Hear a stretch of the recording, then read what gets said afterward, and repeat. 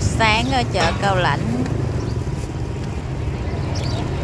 Cá hương 50.000 ký, hoa rau ổi 15. Đây là cái nhà lòng chợ mới cất.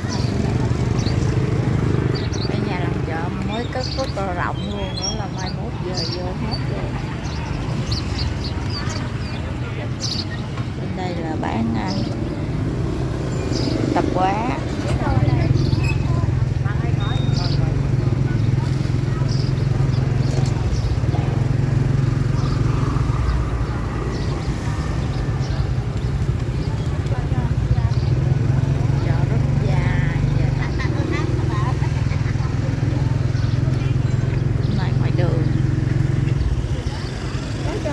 Cá mòi